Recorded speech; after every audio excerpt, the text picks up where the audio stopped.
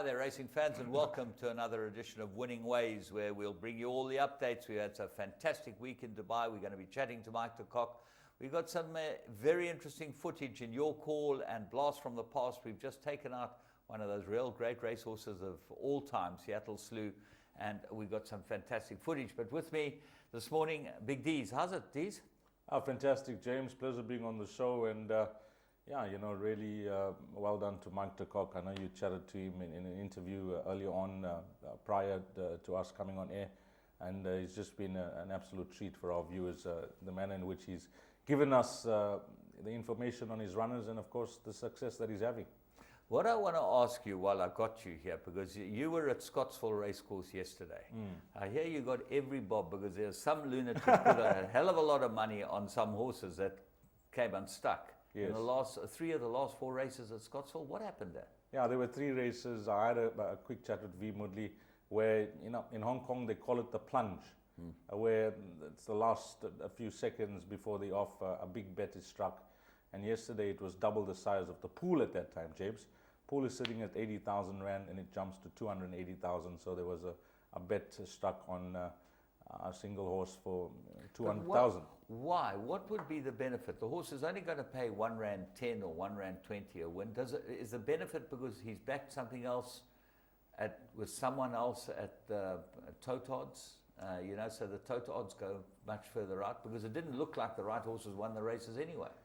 James, I don't know the reason why, but according to V, it was a legitimate bet that was struck. And, for whatever reason, it was an international bet that was struck. But, while it influenced the price of the horse in question, all the other horses in the market just blew out. Yeah. Just blew out. In question, Hell's Kitchen in the last race that I liked was paying around 6 Rand for a win. And when the declared dividend was up, it was 18 Rand for a win. It was 18 Rand for a win. So, it's the flip side is that if you were on the horse and it won, and you got R1.20, you'd have been mad. But for all the other guys that backed other horses in the race, there was tremendous value on the SAF tote. That's the way I saw it. But I'm sure there'll be more in the press about these plunges because it happened 3 times yesterday and it happened in a big way. Okay, well, let's move on. We're going to go and have a look at our 3 to follow. Very interesting times in South African racing at the moment, what with the Teletrack saga, with the plungers. But we go back and have a look at horses that you can have a plunge on. 3 to follow.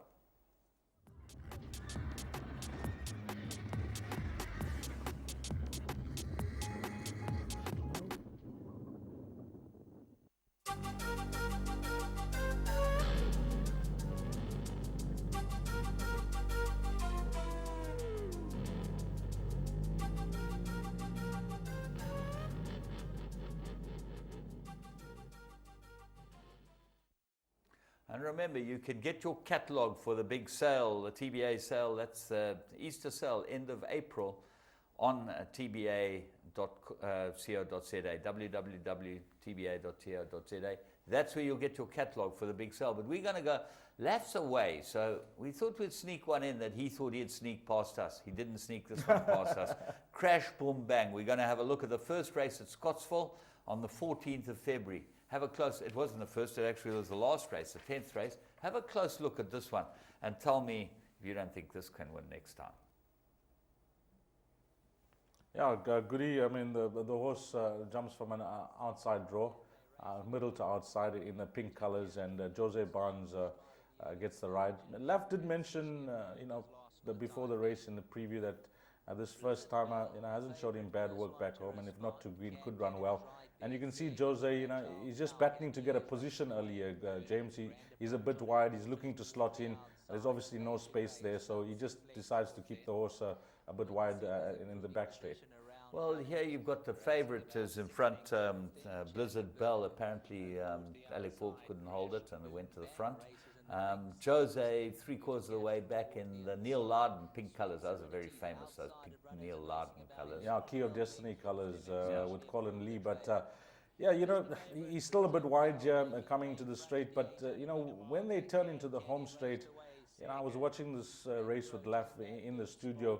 And that's where he thought he could certainly run into the first 4 here. But you know, the kid, you know, just wrong decisions in the home straight, James. I Was think that shouting? You know, you can shout a little so, bit. so you watch races with any trainer, if they're not in the lead and they got a comfortable lead, they're always shouting, Goody.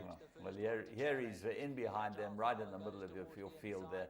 Pink colours, you cannot see him obscured. Now he decides maybe he's going to come out, then he decides no, he's going to go back in. And I think there's the folly of putting apprentices on, for learners on horses they're learning as well. Horse out the picture now, fade to grey, goes to the front on the inside, looked like a business in the race to me. And you'll see this filly flashes up late on the outside. Yeah, she just misses out on the top four. And, you know, from turning to the straight, being in the center of the course, then going inside and finishing the race on the outside, James, you know, she was green in the running. And I just don't feel no fault of the kid. You know, he tried, but Lef wasn't happy with the ride. And next time out, I certainly think she's one to follow. Okay, we're going to move on to Kenilworth, Saturday the 15th of February. Maiden plate, it's a maiden juvenile plate. They go down the straight 1,000 at Kenilworth. Drawn 1, the son of Western Winter, Aspen. Really nice run from this horse, and I think that he'll come on tons from this run. Let's go pick him up. Yeah, right on the inside there, James. Justin Snate and jockey Sean Cormack was punted to start, favourite, I think, at around 7 to 10 odds on. And slow away, Goody. Yeah, got the lightish yellow colours, Jack Mitchell's colours. You can't see him now. There he starts moving up. He's about 6th or 7th at this stage. Yeah, right on the right-hand side of your picture. And I thought this was an extremely good run. Vaughan Marshall's horses are always properly tuned. He won the race. This horse got a great action. He looks like he'll be better over further. It looks like might not even be an early 2-year-old. Yeah, you know, there's 3 horses that you'll see will fight out the finish, and it turned out to be a photo finish behind from Man from Milan, Pigeon Fly, and Aspen. But Sean Cormack, he's on the inside. The other 2 horses are obviously on his outside, and he's just urging his horse along now, Goody. And you're going to see it's going to be a fight all the way to the line and a photo finish. The result went to Man from Milan, Pigeon Power, and of course Aspen, the horse that you picked up, finished 3rd. But you know, I always like to watch the horses as they pass the post. And as they passed the post, 50 meters past, Aspen was 2-3 lengths ahead. Yeah, he just looks like a big baby, backward baby, and I think that we can be with him next time he runs. He should win. They backed him first time, they'll back him again next time. Let's go Saturday, 15th of February, around the same time. Maiden plate, fillies and mares, work riders. We'll take a look at this one. Devon Little trains it, and I can tell you, if this doesn't win next time, then I don't know, then there's something wrong. There should be an inquiry. Have a look at this race. This should never have lost. Featherfoot, always last. Let's pick it up at the start and we can chat through it. Drawn 1, which is the plum position, first run, doesn't get away well. Doesn't get away well, James said. This horse was very slow away. Back of the field throughout the race. I mean, viewers that watched the race would have given this horse no chance from that position turning into the home straight, because this horse had too much of ground to make up, in my opinion. But it was a work rider's race. They often go a bit quick in these races, Goody. You know, difficult to judge the pace. But you know, this work rider, he was just biding his time at the back of the field. The horse looked like he was going nowhere turning into the home straight, and then suddenly, James, we'll watch the last 400 meters. Very interesting the way this horse finishes. Well, now it's out the picture. It's the only horse out the picture now. It sneaks back into the picture, 3 lengths behind the second last horse, and decides to come out. He does. This is where I think he made an error, because he should have actually carried on going out. Now he goes back in. Now he decides now he's going to go out. Now he's out the picture again. But they're straightening up now. There were 300 to run, and this is 5 lengths last. 5 lengths last. Now coming to the outside. 400 to run now. 400 to run, and still got many lengths to make up. Now switches to the inside, and then you'll see him. He'll come out again, Goody. Yeah. He'll end up right on the outside, and when he finishes his race, unbelievably, he finishes right on the inside. But he gives it a smack there, and he gives it. Now he puts down the stick. I can't understand it, because he was actually running on to go and maybe run past him. Anyway, ran second, ran a hell of a race. Yeah, considering you know a work rider's race and the way this horse was finishing, I think next time out you found a good one here, James. Very difficult to miss if you're watching that race from last to second in a matter of strides. absolutely flew to get up into second. But there you go, a couple of horses to have a close look at, and our 3 to follow.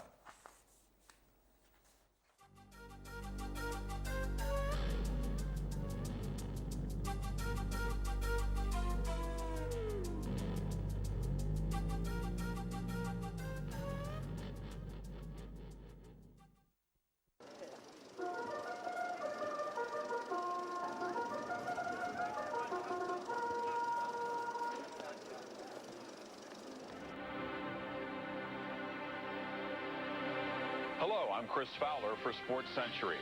He was gangling and splay-legged and looked better suited for pulling a plow.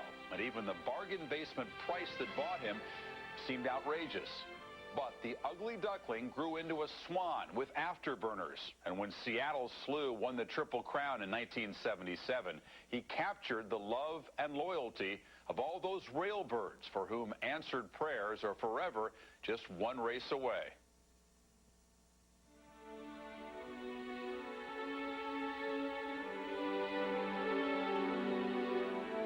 One of the great things about thoroughbred racing is that all the $4 million yearlings don't turn out to be the champions.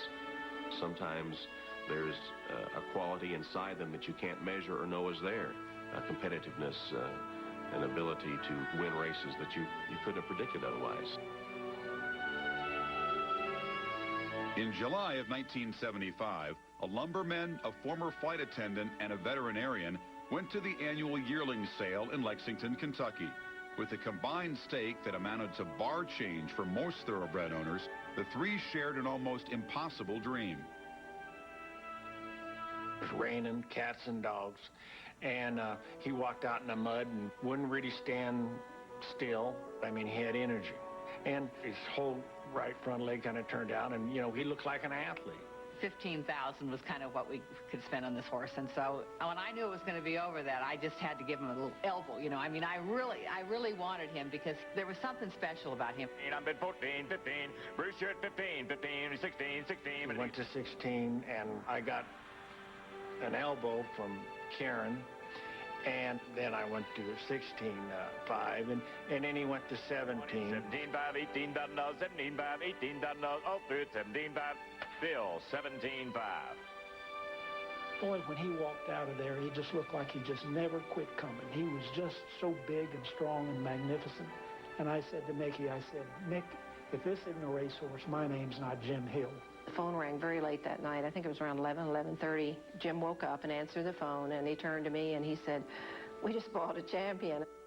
But whatever they saw in the yearling, it was not evident, much less visible, to more experienced horse people who thought the colt was a dud. He was one of those horses that was really backward when he was a yearling. They called him Baby Huey. He was sloppy and dumb and couldn't figure it out. He had a slight resemblance to a mule. He was a great horse, but not quite what you want in a hero. You know, 10 or 11 o'clock at night, and Jim said, we've got to go see the yearlings. And by the car's headlights, we drove up to the field, and they all took off running, except one, and he just stood there. And Jim went right up to him, and he said, isn't he beautiful? And I looked at him, and I said, Jim, that's got to be the ugliest horse I've ever seen. His legs were going everywhere, his head was going everywhere, his mouth was wide open. He just wanted to run, but didn't know how to do it. But he would learn. Led by trainer Billy Turner, the crew began the involved process of teaching the youngster the disciplines of racing. And in the summer of 1976, the 2-year-old turned heads working out at Saratoga. The first time he let Seattle Slew breeze in company with another horse, he put a real nice filly on the track with him, and he said, in his own words, suddenly Seattle Slew got competitive. He all of a sudden realized this was a competitive situation, and he was on his way. And that's all I had to see. He showed us right there that he could really run. Leroy Jolly had a 2-year-old named For the Moment that he was thinking was the best 2-year-old in America. He sees Seattle Slew, and he goes to the telephone, and he calls his owners. And he said to them, we've got a problem. Seattle Slew in front by 2.5 lengths. Through the stretch, Seattle Slew going easily in front. At Belmont, Seattle Slew with Jean Cruguet up won his first 2 races, setting the stage for his first big test, the prestigious Champagne Stakes. We knew one thing, that if you win the Champagne, you're the favorite for the Kentucky Derby. And I thought, well, he probably can't get a mile on the 16th, you know. Because now we're going into a distance race. There was a lot of interest for this race after Seattle Slew had won those 2 races the way he did. It was just a beautiful fall day, and there was a big crowd, and we got in the paddock, and all the horses came in except for Seattle Slew. And all of a sudden, out of the tunnel and up the path comes Seattle Slew. And they're up. On the extreme outside, cruise on in, going for the lead. For the moment, ranging up on the inside, and there goes Seattle Slew, quickly taking the lead. The one thing that defined him was his speed. When you see a horse who is like blazingly fast, who just always goes to the lead and runs as far and fast as he can, I mean, that's the kind of horse, I think gives every racing fan goosebumps. It's Seattle Slew in front by a length and a half. For the moment is second by 4. And here comes For the Moment around the turn, and all of a sudden, Slew just put it into that overdrive. Seattle Slew now draws away to lead by 5. Seattle Slew in front by 8 lengths. Seattle Slew going easily. He drew off and won laughing, and now everybody's serious about this horse. This horse is the real deal. He ran the fastest mile ever run by a 2-year-old at Belmont Park. This was the dominant 2-year-old of the year. No question about it. Seattle Slew climbed the charts when he was voted top 2-year-old. Owners who hadn't given him a second glance at auction in 1975 could no longer ignore him. One who praised the colt was noted trainer Leroy Jolly. Leroy called me and asked me if we'd sell Seattle Slew. He said he'd be willing to pay us $1 million for the horse. And I just told him, Leroy, I don't think we're interested in doing that. And then Jim hung up the phone, and I said, what was that? And he said that someone wanted to buy the colt. And I said, well, what did he offer? And he said $1 million. So I said, couldn't we have even discussed it? And Jim said, don't even think about it. We'll never look back at that. Seattle Slew, and we've got the rest, or the second part, coming up in your call today. But this was, he was my hero. I was a young man, and you were very much younger. Yeah, I looked him up when you sent me the mail last night that this is a horse from Blast from the Past. I knew about him, but just watching that footage, it leaves a lump in your throat. And what a fantastic racehorse, what a fantastic record. And I just looked it up, James. We'll see the balance of it. He had 17 runs. He was a 14-time winner, 8 Group 1s. He's the only horse to remain undefeated in the Triple Crown. When he won the Triple Crown, the Kentucky Derby, the Preakness, and the Belmont, it was 9 from 9. And I picked up a quote here, and I'd just like to read it, James, off the net. John Polston, who took care of him. If you're looking for a compliment, and the highest compliment that you can pay, he said, after a horse like Seattle, there was nothing. I didn't want to be around horses anymore because I knew it wouldn't be the same. Everybody expected everything I touched to be a Seattle. It's just fantastic, James. I got goosebumps reading that last night, and I'm really looking forward to seeing the balance of that at a part 2. Well, what we're going to do is we're going to show part 2, which is his 3-year-old career where he wins all these races, and then the wheels start coming off. It's an interesting thing that the whole program changes, so they'll have to wait till next week because it's the whole insert's a 42-minute insert to see what happened as his 4-year-old career and what happened when they started getting greedy and things changed. But at the end of the day, Jim Hill, who's a friend of ours, South African, he believed in the horse right the way through, and I think that Mickey Taylor and the other partners, they sold their shares down the line, or most of their shares. Jim Hill just kept acquiring, and this horse made it a stud, contrary to all expectations as well. So he was a fantastic horse. Yeah, he was he was syndicated for 12 million. His progeny, they earned 75 million, James, and he was purchased for $17,500, as we saw there. In his career, he earned 1.2 million. Now we're talking about 1975-76, Goody. I was 4 years old in 1976 when this horse ran his maiden. Just a fantastic story.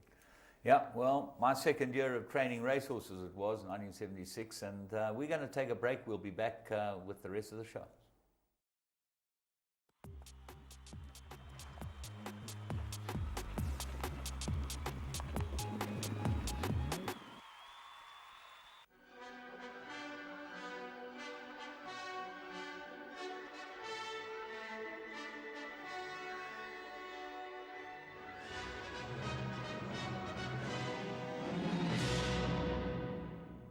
into the last 300 metres, and Forest Indigo hits the lead. Lances up the inside. Desert Chic is sticking around in between them. Then comes the Hangman and Lockheed Jetstar. Forest Indigo ducks out and towards the inside as Lance is running a big race. The Hangman's also coming on strongly. Forest Indigo, the Hangman up the inside, running a big race. Forest Indigo, I think, won it. I think Forest Indigo. Second is a photo, three-way photo. Lance, the Hangman, and Desert. Well, it shows you what weight's all about. This horse was absolutely slung in. On Interbet, you could have got 33 to 10 and 7 to 2 about this horse. If this wasn't the plum of the week, then I don't know what was. But he was a good thing in this race. Yeah, especially when they put the kid on Manlan Tuli claiming 2.5 kgs. He looked at the horse in the race. But what a field, James. A conditions plate, midweek, night race meeting. Lance, Desert Chic, the Hangman, Mesa. This was a fantastic field and an exciting finish, and yeah, well done to Alec Laird and of course Chris Kerber and the entire team. Alec's having a tremendous run at these horses, Goody.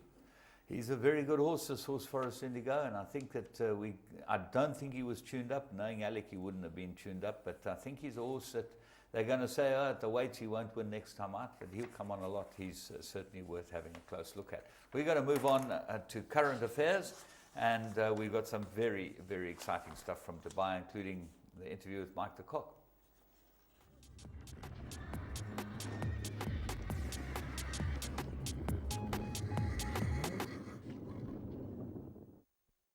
Okay, let's kick off with Maidan. We started there, the first race at Maidan, we had the Ashawi's son Shawi's running in, it was the Ford Raptor Trophy handicap, and it was over 1 mile and 2 furlongs, 15 runners. Let's have a look at Sumion and Mike de Kock. Then Busker as St. Shorewes went to the lead past the 300 metres mark. St. Shorewes driven to the front from Thayer, Specific Gravity, then Energy at Davos, Stormbelt on the rail. St. Shorewes broke away, but with 100 metres left to go, Stormbelt runs to second. Start Right and Energy at Davos battle out third. St. Shorewes wins. St. Shorewes by 1.5 lengths from Stormbelt. Third tight, Energy at Davos and Start Right. Well, a fantastic win there, Goody. St. Shawi's, you had Mike on the show, during the course of the week prior to that race meeting on Thursday, and he made this a good thing. He just reading between the lines, he thought he was very confident. He said that the horse had needed the run and was very confident that the horse would win. I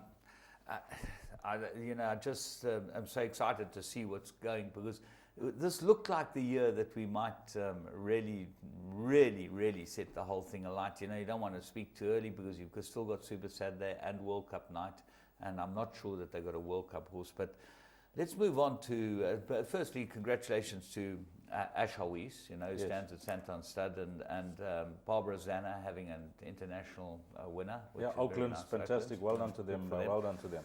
And Mike went and found this horse and purchased him for one of his clients. So he knows what he's looking for. He's got a pretty good idea. But the horse that was most impressive was Vercingetorix. Come back, he had a layoff and a setback, and Mike wasn't that confident. You touched on a good point there, Goody. Mike, beside the horses that he's purchased with his team that he thinks that are good enough to go there, it's about finding stock, and you need to find the horses, Goody. And this used to be with Pete Steyn. De Kock thought that he was good enough to take him abroad, and there's it, James, the results in the frame. Right, as I said, we're going to move on and have a look at the Ford Taurus Trophy. We'll go and have a look at Vercingetorix, the Daily News winner, unbeaten. And that's how he went into this race. Let's see what happened. Run. Signals are given, back go the gates. Gale Force 10 out wide, one of the first away. Captain Joy came out quickly. Alestrandoso's going forward along the inside to be handy. Vercingetorix settling just off the pace on the outside of Starwood. Alwab is deep around that pair, and then Ford Jat, followed by Tabawi, Regulation Code of Honour. 1.5 lengths to Gabriel, 3/4 to So Beautiful. El Lavelle is second last, and Mick Dam is ring rusty, and he's dropped dropped out to the teat of the field. The Irishman, Captain Joy, went to the front down the back of the track, leaving the first quarter behind in 27 flat.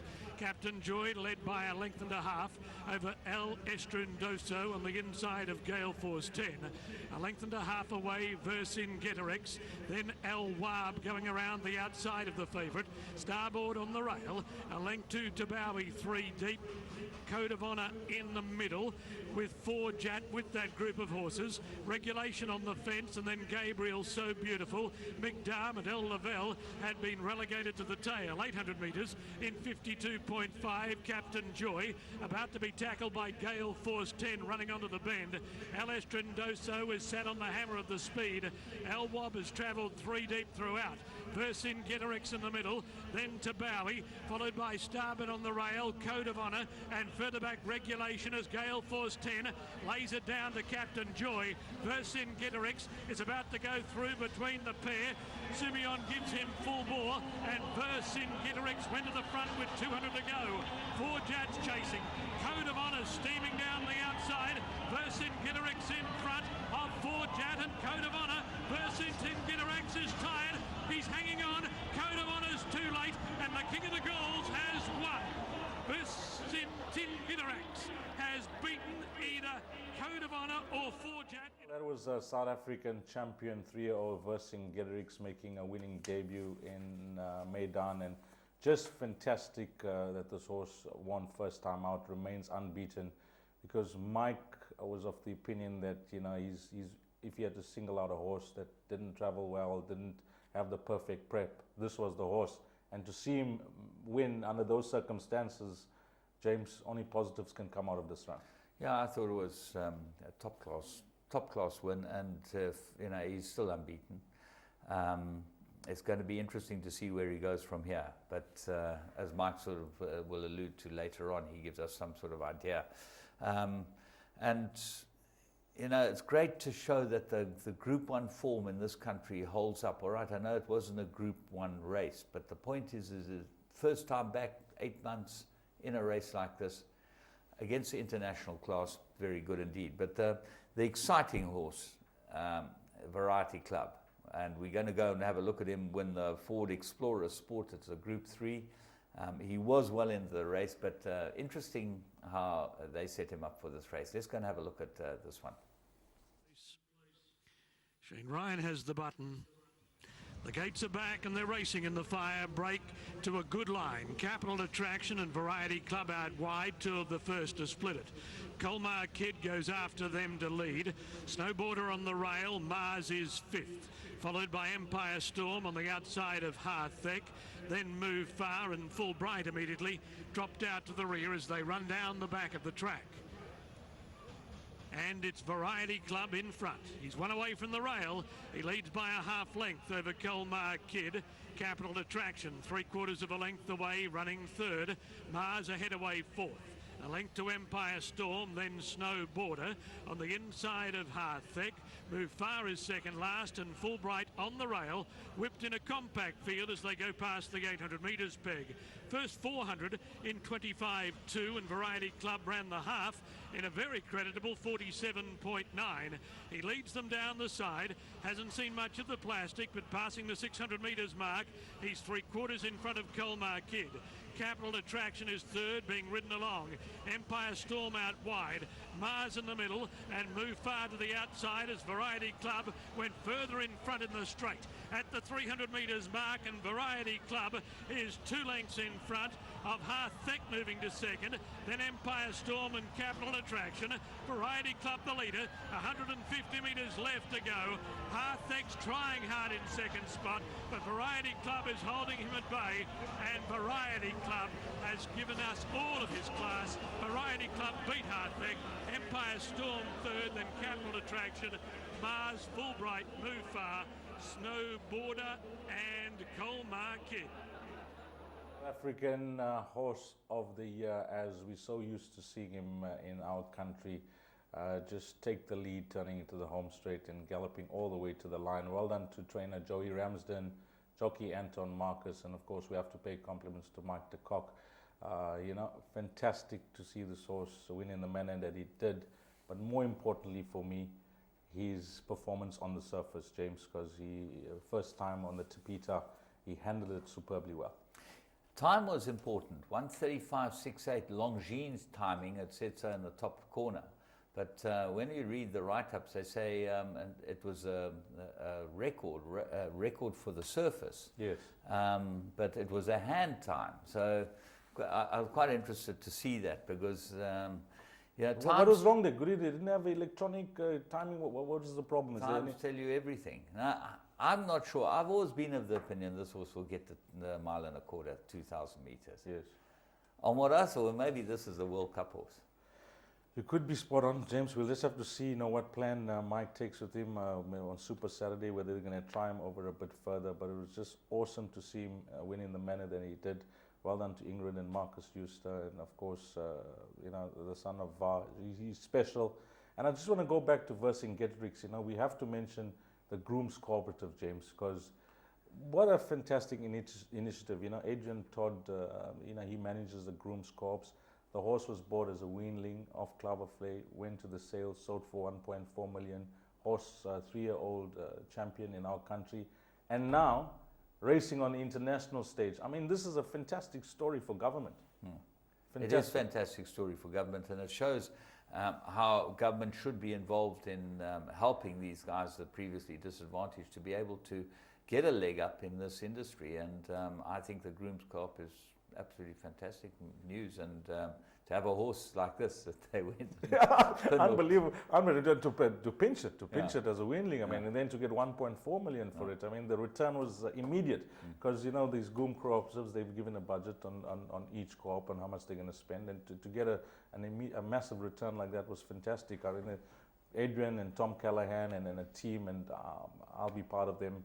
We're setting up the cooperatives now throughout the country, and they're just working out the finer details, and that'll be in the press soon.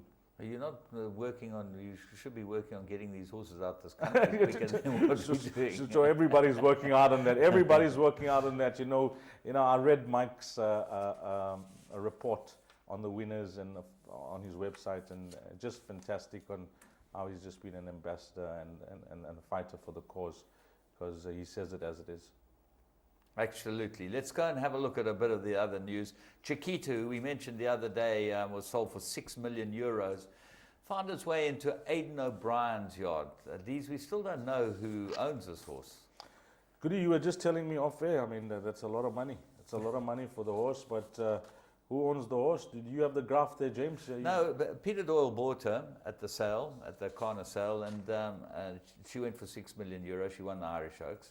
And she's now with Aidan O'Brien, so we'll find out soon enough. Don't worry, we'll find out soon enough. The other big news is Ron the Greek, who's a multiple Group 1 winner in America. He's now found his way to Saudi Arabia, and he won his first start in Saudi Arabia, and he's being prepared for the Dubai World Cup. So must be a high price tagged American horse. They must have paid a lot of money for Ron the Greek. He was a very, very good racehorse. Yeah, if you don't have the horse to compete, but you got the cash and you want a horse to race in the world's richest race, why not, James? You have to give it a dip, because, beside with the Saudis and the guys in the UAE, it's not about the prize money, James. It's about winning that race. It's about winning that race, and if you can buy your entry and get into the race. Remember Neil Bruss? Yeah. A few years back, I mean, he was training in Saudi, and he finished third and fourth. Yeah, third and fourth. Yeah. Fantastic, Yeah. fantastic. Yeah, well, this horse won the Santa Anita Handicap. He won the Jockey Club Gold Cup, so he was a really, really good horse in America, one of the top horses there. He's in Saudi now. Big news as far as sales is concerned, and we kick off tomorrow. That's Tuesday at Summer Hill with they have a sale, and they have a number of ready-to-run horses on the sale. And just now we'll get the catalogue up on the screen, and then we also have Michael Holmes's very famous and popular horses in training sale. Michael Holmes is not as famous as his sale is, but there have been a number of good horses bought off the sale. And if you haven't got a catalogue, you can get inquiries to Michael Holmes's number, which is Durban 309 5522, or Michael Holmes Bloodstock. You can go online and have a look at the sale mhbloodstock.co.za.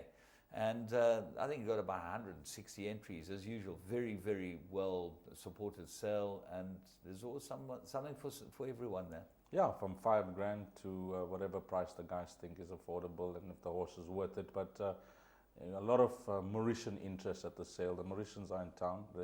You see them at Summerfeld walking around having a look at horses in training. But this is the sale that they come for, so it also has a bit of international flavor.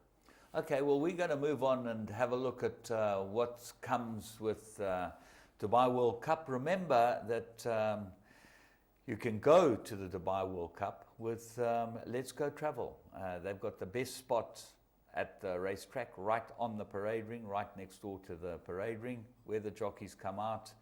Everything's included. It's probably the trip of a lifetime. Don't miss it. But let's hear what Mike de Kock's got to say about this week's runners. The starter has the button, pushes it, right approach, brought up 1,000 metres, but Grand Emporium in front, too good. Asiatic Boy wins the UAE Triple Crown. It's unclassic, it's another one for South Africa. Musa takes the lead from Rayhana. Soft falling rain has won the Godolphin Mile. Shay takes the lead. Shay wins the Elgoz Sprint. It's Victory Moon. Comes again. Victory Moon. Ipe Tombe takes the lead and wins 2 seconds for the Dubai Duty Free. Ipe Tombe the winner. Well, as always, we're privileged and lucky enough to be able to welcome Mike de Kock on the line about Dubai this week. And Mike, welcome. James, thanks very much. Well, last week was exceptional. We got a few phone calls from a few diehards that said that you weren't bad at tipping. You found a few winners. Well, I'm glad they got a few pounds. Nothing like tickling the bookmakers up. Let's just run through them. San Chawiz, you were very confident with. He won extremely well. He's a nice horse, James, and I always felt he had a few pound in hand.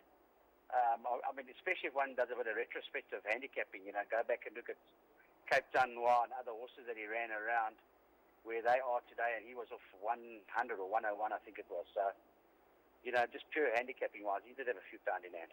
I mean, because he's relatively unexposed at the handicap level, Well, you certainly gave us the confidence with him. The pleasing one for you must have been Vercingetorix. He was absolutely amazing. He won easily. Very much so, James. I'd have taken a top 4 finish with him. He had really come well in the last week. In fact, we trialled him on Saturday and decided to run, then. So, he was also had been battling with, but you could see straight away that he had changed and that he had come well, So yeah. We decided to run him, which is fantastic for him to come back, from all his troubles. So what's his plan? Does he go Super Saturday and then World Cup? I think so, James. Not a horse we want to over-race. So we'll probably do Jabal Hatter and Duty Free. I think it's the obvious route. All right, and then obviously, I know you've been helping Joey Ramsden prepare Variety Club, and that's obviously got to throw some pressure on you, but he won like a champion. Won very well, James. He'd been doing the work at home. He'd been really... And Anton was there Saturday and galloped him, and we galloped him. He galloped with a horse called Anaerobia, who's a solid Group 2 horse and a hard knocker, won his last 3.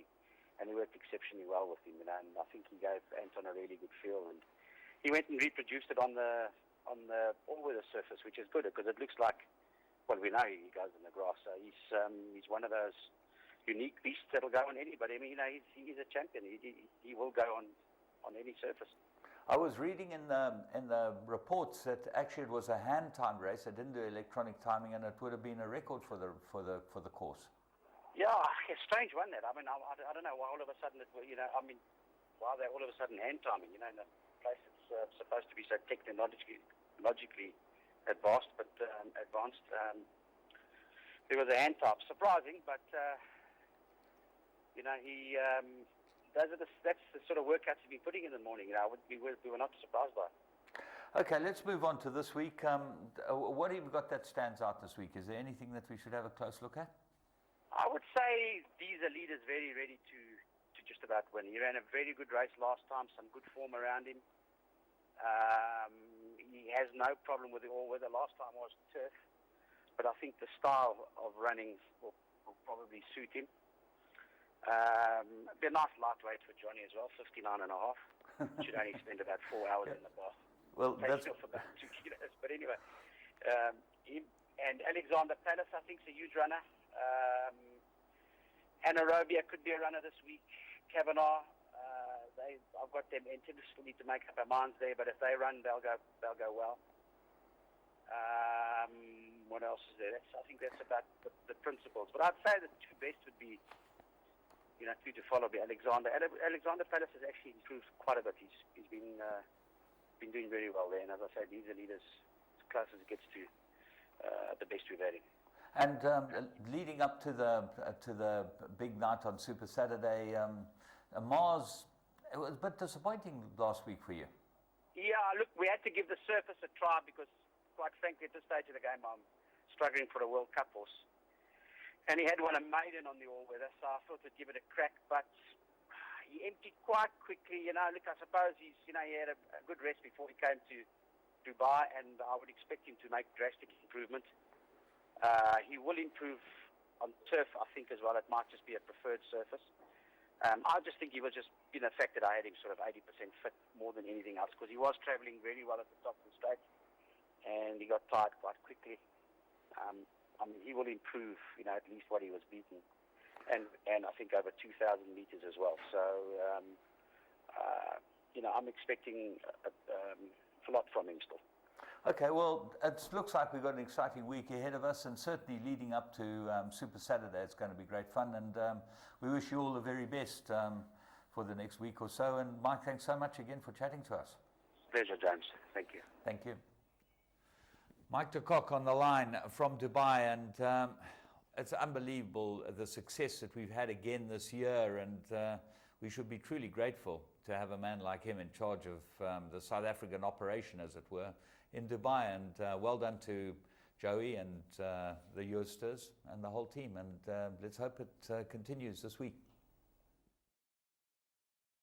The starter has the butt, pushes it, right approach, brought up 1,000 metres, but Grand Emporium in front, too good. Asiatic Boy wins the UAE Triple Crown. It's unclassic, it's another one for South Africa. Musa takes the lead from Rayhana. Soft falling rain has won the Godolphin Mile. Shay takes the lead. Shay wins the Elgo Sprint. It's Victory Moon. Comes again. Victory Moon. Ipe Tombe takes the lead and wins 2 seconds for the Dubai Duty Free. Ipe Tombe the winner. Well, there we go, Tees. We've got some very interesting racing coming up this week. It looks that way, James. Just watching those picks and having a chat with Kevin Shea yesterday at Scottsville, brings back memories. And Mike delivers year in, year out. There's never a year. Never a year. A lot of pressure. It can't be that easy. Everyone says, "Oh, I'd like to be like Mike de Kock." Let me tell you, I don't think it's the easiest job in the world. He stretches himself unbelievably. But what about you guys? Are you having your charity challenge again this year? Yes, James, I'm glad you brought that up.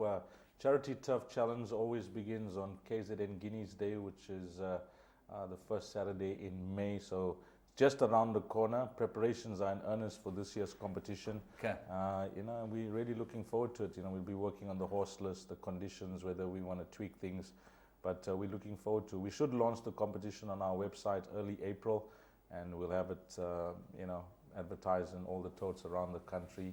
And we're looking forward to it because it's a fantastic competition.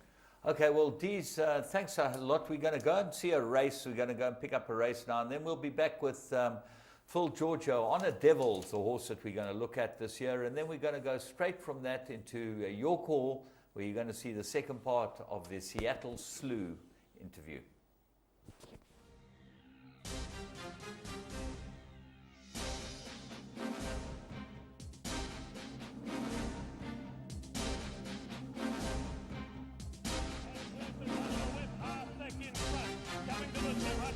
Soft falling rain, the 3-year-old is coming at half thick. He's picking him up with every stride.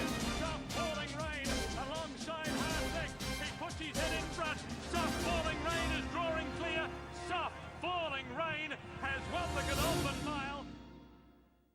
are ready to run in the UAE Derby. Gates are back, racing in the Derby, and Strike the Deal a little slow to go, and the filly Cocoa Beach dropped back shortly after the break.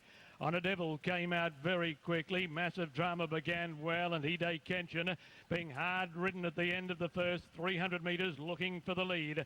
Royal Vintage settles on the rail on the inside of Strike the Deal, who goes forward after an awkward start. 2 lengths away, My Indy on the inside of Cocoa Beach. 2 lengths to Numani. Ukrainian second last, and Light Green, a filly, is 2.5 lengths away at the tail of the field. Hide Kenshin, the pilot, 1,200 metres left to run. One away from the fence, showed the way by a half length over America's Massive Drama. Strike the Deal, 3/4 of a length away, third. On a Devil, fourth, the rail. Cocoa Beach, the Oaks winner, going up deep on the track, improving her spot before the home turn. Royal Vintage on the rail behind the stable companion On a Devil, followed by My Indy. 3 lengths to Numani, then Light Green and Ukrainian on the inside. Whipped the Derby field in as they came onto the turn. 650 metres left to go. Massive Drama is the pilot into the straight. Strike the Deal on the outside, goes up after Massive Drama. Royal Vintage getting an inside run. On a Devil comes to the outside, then Hide Kenshin and Cocoa Beach under the whip coming down the centre of the course. Strike the Deal, tackled by South Africans left and right. Royal Vintage on the far side, On a Devil this side. South African trained horses racing for the UAE come to the 250 metres mark, and the Guineas winner, On a Devil, goes for home.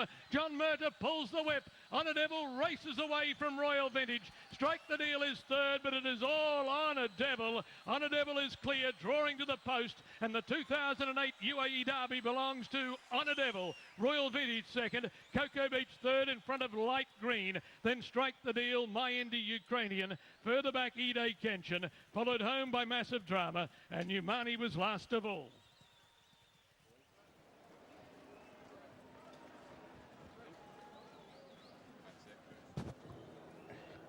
This is what it means to the trainer, Mike de Kock. I say, the 200 metres, it was just a question of which one. It wasn't a question of whether or not he was going to win. And the owner, Sheikh Mohammed bin Khalifa Al Maktoum, who's had so many good horses already, Jim. Obviously, Asiatic Boy we'll be seeing a little later on.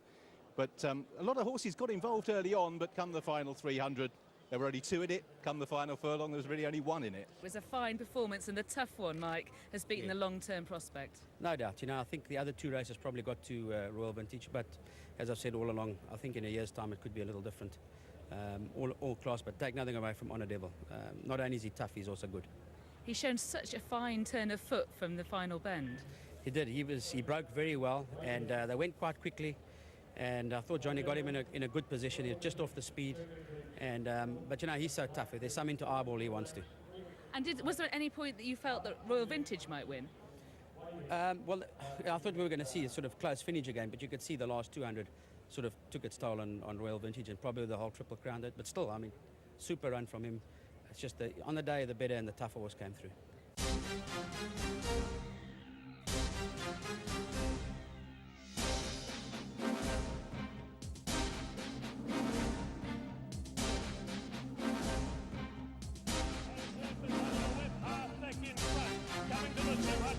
Soft falling rain, the 3-year-old is coming at half thick. He's picking him up with every stride. Soft falling rain alongside half thick. He puts his head in front. Soft falling rain is drawing clear. Soft falling rain has won the Godolphin Mile.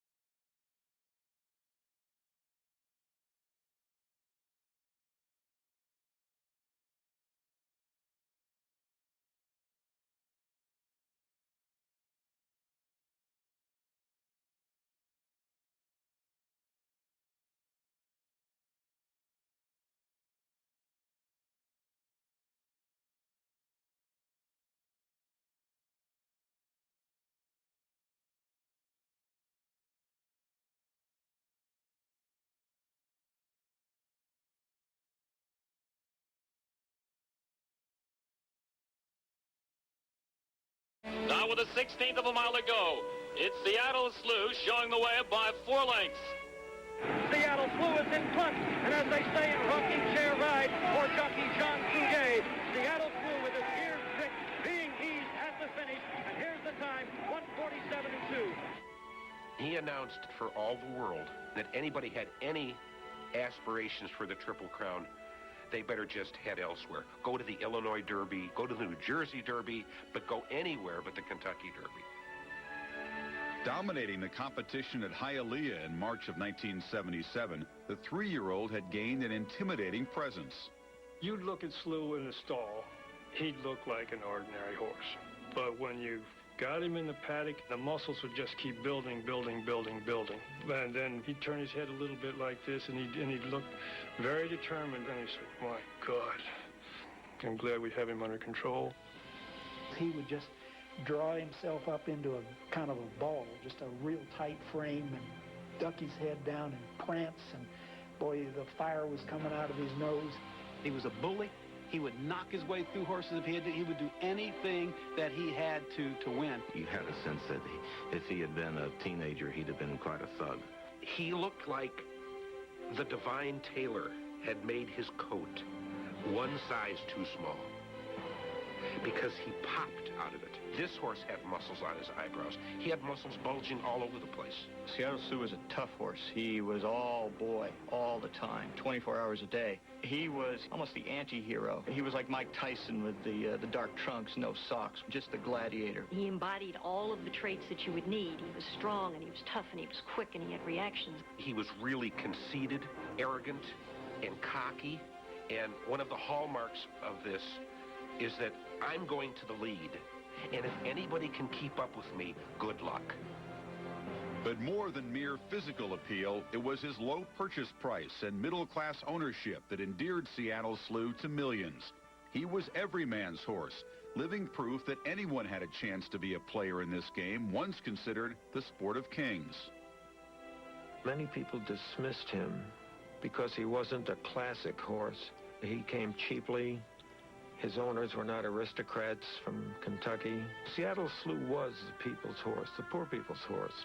Most of the $2 bettors probably look at themselves as people who have to earn their way in life, much like he did. Many, many people said, my God, I had $17,500. I had saved that. I could have had that horse. It put it on a level that a lot of people could understand. It just wasn't the traditional racing story of some very aloof, wealthy people with a fine horse. These were kind of regular people you might see across the street from the track at the diner. The press loved us because we were different.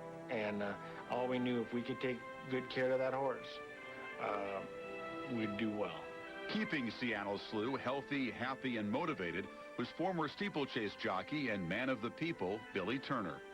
He used to hang out at Esposito's bar right across the street from Belmont Park, and his nickname was Turnpike Turner because even though he might be in the bar well on his way with a few beers under his belt, somebody might need a jockey in a pinch, and they would call Esposito's Turner to hop in his car and go down the turnpike and show up in time and ride the race. Billy Turner was a very likable, very young horseman. He wasn't your prototypical Triple Crown trainer, graybeard, crusty, old wise man. A lot of trainers probably would have just pressed and pressed and pressed, but Billy was very, very patient with the horse. On the surface, he appeared to be a happy-go-lucky guy, but I think he also felt a lot more pressure in handling that horse than probably people realized. There's so many details that go along with training a horse like this. It's much more time-consuming than I had thought possible. Billy was not used to the limelight, and he was very nervous. He said to me, I'm really scared about this horse because he's so great. I can't possibly make him better. The only thing I can do is screw him up. Having run 5 flawless races in his young career, Seattle Slew faced one last trial before the 1977 Kentucky Derby. On the day of the Wood Memorial at Aqueduct, his trainer had a strong reservation. I thought, well, if they're ever going to beat him, they can beat him today because he's going to come up a little short for this race. A furlong to the finish. Seattle Slew has the lead by 5 lengths. That's Sanhedrin on the outside, now second, Papalote and Catalan. Past the 70-yard mark, and it's Seattle Slew in front. Still unbeaten and unchallenged, the sensational auction purchase arrived at Churchill Downs as the odds-on favorite to win the Kentucky Derby. Churchill Downs, the familiar scene of the Twin Spires here in Louisville, Kentucky for the 103rd running of the Kentucky Derby. But as Jean Cruguet rode him out of the paddock, it appeared something was wrong with Seattle Slew. It wasn't really a hot day at all. A few of the other horses were sweating, but Slew was sweating ferociously because he hated the paddock. And by the time he got to the gate, he was almost insane. Seattle Slew has broke out, and he's lathering all over. His neck is lathering, and really that's not a good sign. The Derby could be getting to him, Howard. It was very congested. People were actually reaching through and pulling hair on his tail. And water was pouring off of him. And Karen and I are standing there telling ourselves to breathe. And I looked at Billy, and the only person who was sweating more than Slew was Billy. You'd think, God, he's going to run his race before he ever gets to the starting gate, but that was Slew. He was like ready, on go. His batteries were like overcharged. All you had to do was point him in the right direction and off he'd go. Seattle Slew broke slowly. Breaking on the lead is Bob's Dusty on the inside. For the moment, showing speed on the outside, gets the lead. And the very first thing I heard the track announcer say, Seattle Slew breaks poorly. And he did, and he was sort of trapped behind most of the horses in that field. Cruguet was lucky he didn't go off. When he came out of the gate, a wall of horses appeared in front of him, and little hole appears, boom, he goes right through it. Seattle Slew has moved up along the inside and has moved into second. He just sort of barged his way through. He just went, boom.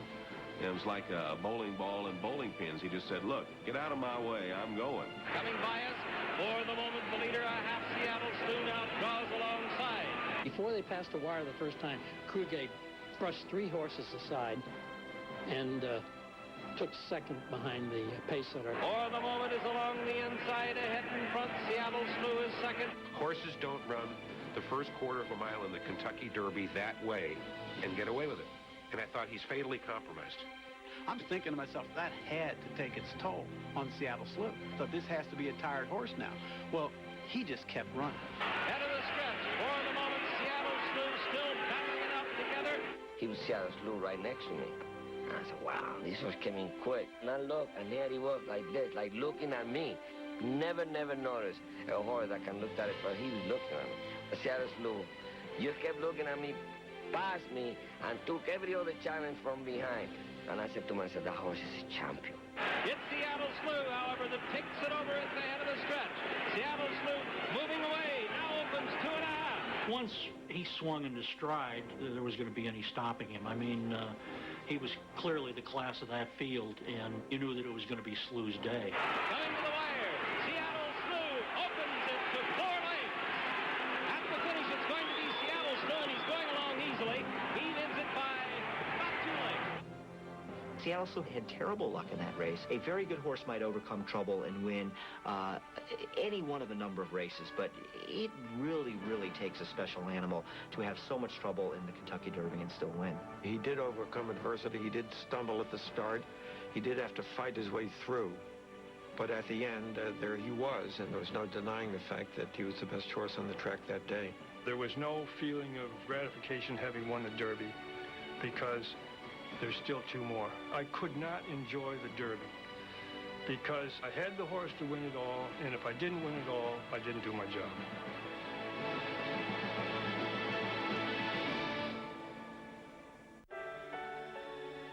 Despite the character he showed in winning the Derby, Seattle Slew's muzzle was still pressed against the window of that realm occupied by owners who not only live by the dictum that thoroughbred blood is thicker than water, but the bluer it is, the better. Most people kept thinking that Seattle Slew was a fluke, that he doesn't have what it takes. He doesn't have the pedigree to be a great horse, much less a Triple Crown winner. And Andy Beyer picked Cormorant to beat him in the Preakness, and there were a lot of people that thought Cormorant might beat him. I was not all that impressed. I think her case could have made that he really was somewhat overrated.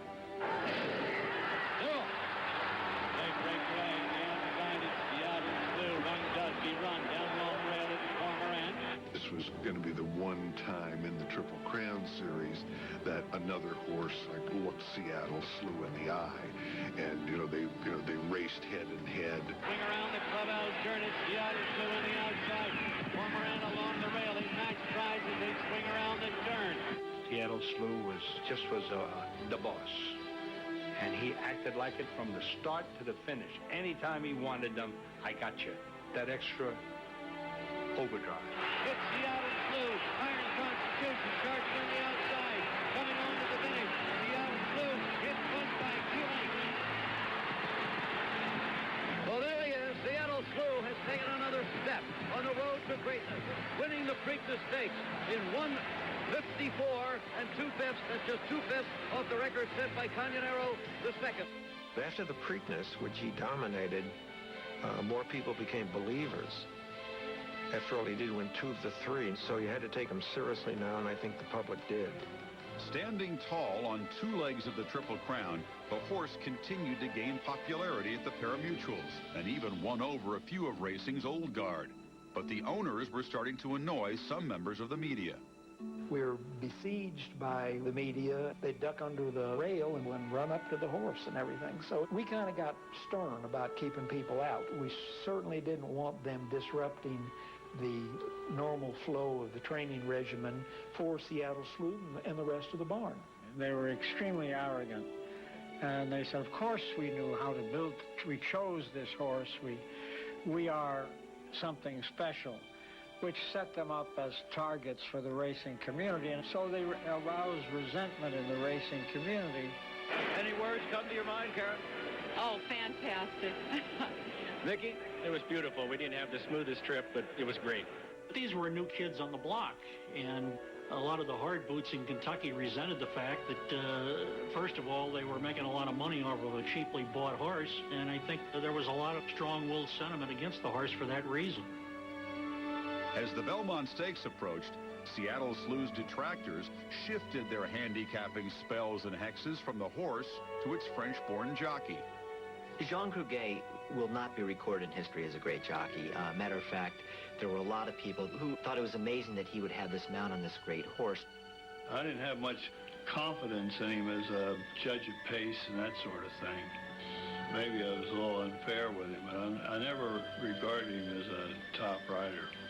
There was pressure to replace Cruguet as the jockey and get somebody who had more experience and a much more distinguished record in the Triple Crown races, but they were very reluctant to break up the team. All you had to do was sit a little guy on Seattle Slew and let him hold the reins right. As it turned out, that Cruguet was the ideal rider for that particular horse. He was absolutely fearless, and by showing absolutely no emotion to it whatsoever, made the horse easier to handle. A crowd of more than 70,000 built at Belmont Park on June 11th, 1977, causing Billy Turner concern that his horse would react to the fans that were sure to mob the grandstand rail as they did at Churchill Downs. Slew was a very temperamental, headstrong horse, and Billy wanted him to be the last one into the paddock.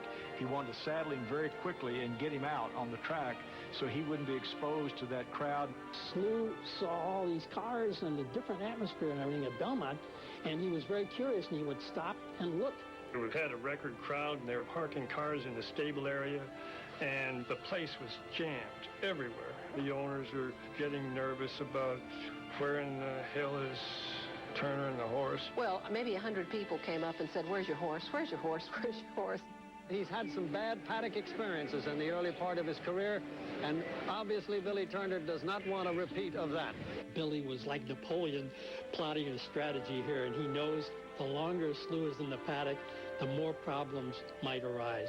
If you even coughed near Seattle Slew, he might jump to the sky. I've been preparing for this all my life.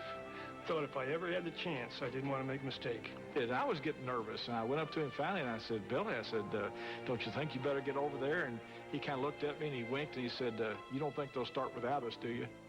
And now, coming through the crowd, comes the star of the day. Arriving about 20 minutes late at the paddock, Seattle Slew would be fined $200. But once the bell rang and the gates opened, the great horse moved with purpose, staying within the field. And they're off. For the lead on the inside. Now Seattle Slew goes for the lead. He has the lead as they move through the stretch. I remember the first fractions were unbelievably slow. I said, oh, is there anything wrong with this horse? Then on the backstretch, Seattle Slew picked up the pace, his legs gathering ground with the steadiness of a locomotive leaving town. He was moving so easy that Gene never even tapped him. And man, he opened up 5 or 6 around the quarter pole. It was over with. There, I mean, you'd have to have the airplane to catch him. It's Seattle Slew holding on, however, and now he pulls away to a length again. Spirit Level is second ahead, and Run Dusty Run is third. I looked up and I said, it's all over. Because he can sprint home from there. In the stretch, here he comes, and he's opening up again. It's Seattle Slew, and he's drawing clear of the field. Seattle Slew has 4 lengths on Run Dusty Run. It's Run Dusty Run in second, and Sam Hedren third. They're nearing the finish line. It's still Seattle Slew, and he's opened it up to 4.5. Then Run Dusty Run and Sam Hedren. When Gene Kruger raised his stick before he crosses the finish line, my first thought was, don't fall off. My second was, yes. Winning the mile-and-a-half race by 4 lengths, Seattle Slew indelibly imprinted himself on American turf history. The 10th Triple Crown winner, he was the only horse to have won the honor without suffering a single loss. Like Secretariat 4 years earlier, the powerful Dark Bay captured the imagination of a nation. I was a little boy who was infatuated with the Black Stallion series by Walter Farley. And I remember meeting Walter Farley, and he told me, he said, all my life I've looked for the Black Stallion. And Seattle Slew's my Black